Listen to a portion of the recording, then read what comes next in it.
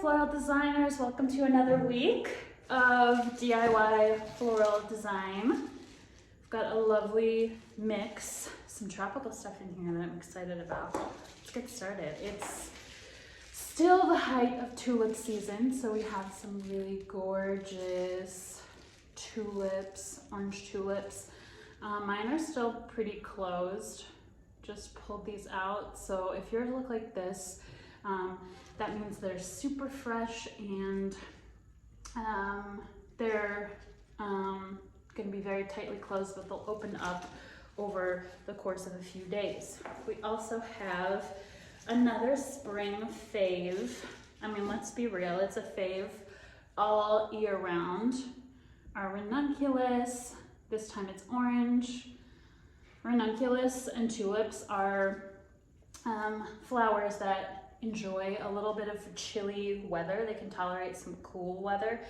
They're not gonna do well in the super hot heat of summers, which is why a lot of times you'll plant your tulip bulbs in the winter time so that they overwinter. They need that cold period to fully bloom in the springtime. And ranunculus are a little bit different. They are not a bulb with a really thick tuber and stored energy, but a corm, which is a little bit hairier, probably closer to like a cross between a dahlia bulb and trying to think what it's actually close to. The first time I saw one, I was really impressed because they're kind of hairy and they look like little tiny octopuses, and they always have this gorgeous foliage, frilly foliage, and sometimes these fun little shoots that I have. And we have some carnations, kind of a cross between, I don't know what you'd call this color. It's very creamy and pink. And I want to show you a trick with these that I just learned recently that we can try out this week. And then a fun tropical stem, which I think is going to just frame everything really beautifully. So your Monstera Leaf, you might be familiar with this if you're a houseplant lover like I am and you have a Monstera at home. This is also called Swiss cheese plant. It's so iconic at this point since houseplants really started booming 10 to 15 years ago. And it's just one of those like beautiful, darling plants that have gorgeous leaves. It comes in variegated colors, but you may have one that stands straight up like mine, which is kind of nice for designing with, but it's also likely that your leaf may have a little bit of a bend. The stem might have a little bit more of a bend to it. It's kind of just what nature gave you. So let's throw this into our vase. I'm designing with the mason jar today, and I'd recommend something with an opening about this size or no larger, because we don't have a lot of foliage to fluff it up, so we may have some kind of like drapey pieces. You could even go a little bit smaller than this. You'll know it's too small if you start to have clippers are malfunctioning here. I'm going to switch clippers. If you can't get your stems in, so you may even want to use something with a little bit of a smaller opening so that you have a little bit less trouble getting your stems to stand straight up. I'm going to start with that, and I'm probably going to have to lower it a little bit and adjust this because it's going to move and flap around. Let's start with our tulips. Speaking like the meaty potatoes of our arrangement. I really like these arrangements that have been trending with less foliage. So it's kind of a fun experiment. So let's take some of our tulip foliage that's at the bottom. We'll actually add that to our arrangement. You're gonna have to monitor this so that if it starts going bad, you pull it out, but I'm gonna try to use it in my arrangement. So I'm just saving these little bottom pieces of my tulip right here. and kind of clipping it right at the tip. So I'll add these for a little extra boost. In reality, they're not gonna last as long as the flowers will. So just keep an eye on them. And if they start to be looking the worse for wear, you can pull them out. Add those for just a little fluff. I've also seen florists take the leaf, I'm gonna show you with this one, and actually it's a little too small, and wrap it around the stem like that. So that's an option if you're gonna be cutting it really short.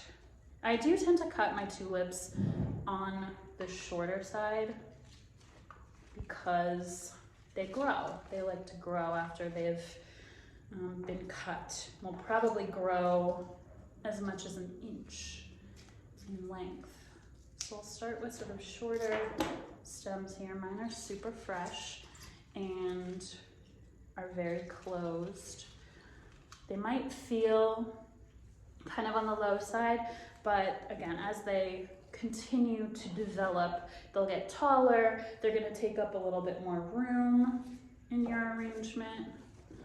Let's add our carnations next. I wanna show you a fun trick that I just learned from TikTok. Love learning new things on TikTok. I'm pulling off all of the foliage. Carnations are a dianthus. And you can see mine's pretty closed.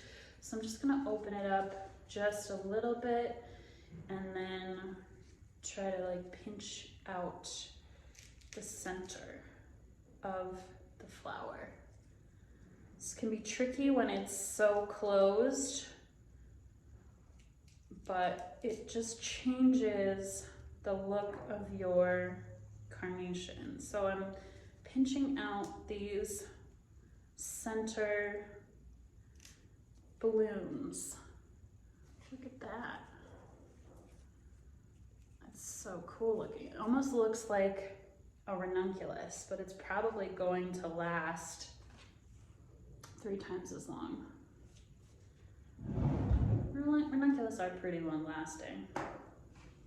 I'm gonna add my carnations here. So give that trick a try. See if you like that. Carnations are such divisive flowers, I'd say, that sometimes people just want to forgo them completely, but it's such a shame because they last forever, and you can try removing the center to make a different shape for your flower. All right, these I'm gonna just strip off and kind of add a little bit more up and out, and then I'll add my ranunculus.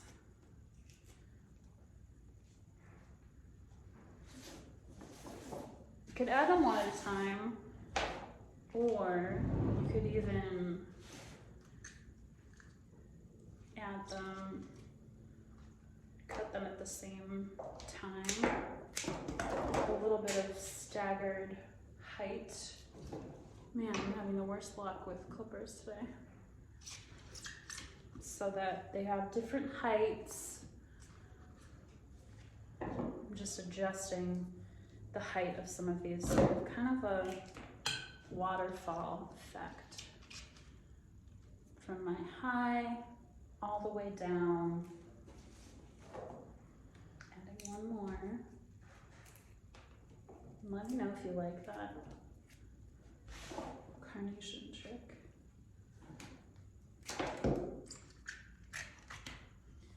All right, just gonna adjust some of these tulips a little bit so they're a little further down in the water. And it might look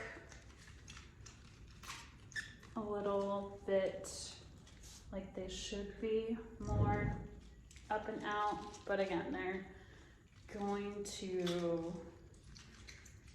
gain some height develops. Let's add our ranunculus. Such a favorite. I'm gonna pull off most of the lower foliage. I may leave some of this foliage at the top. You can tell it's ranunculus season when you get these really gorgeous buds, because it's a very fertile time. Let's show you how to trim that. So I just trimmed that off. I'm gonna add these in, but you wanna be mindful of the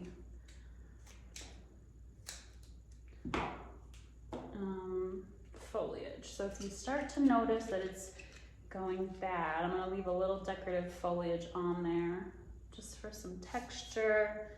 You wanna pull it off because we really want the energy to go to the bloom.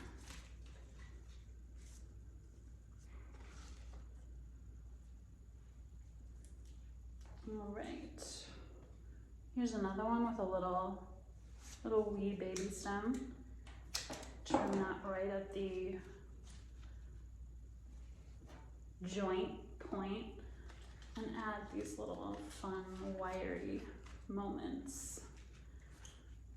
I'm trying to place some of that orange in a bit of a triangular pattern so that your eye is drawn through the arrangement. I'm gonna pull off most of this foliage because it's gonna be a little low in the water.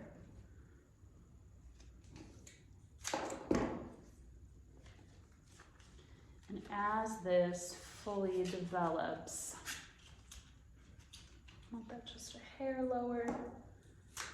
The tulips will open up and become a little bit more prominent, but your eye will kind of have that moment of moving through the arrangement. I really like to have one little fun gesture coming up here at the side. There we have it. Our spring ranunculus and a little pop of tropical foliage for a change. All right, thanks everybody. See you next week.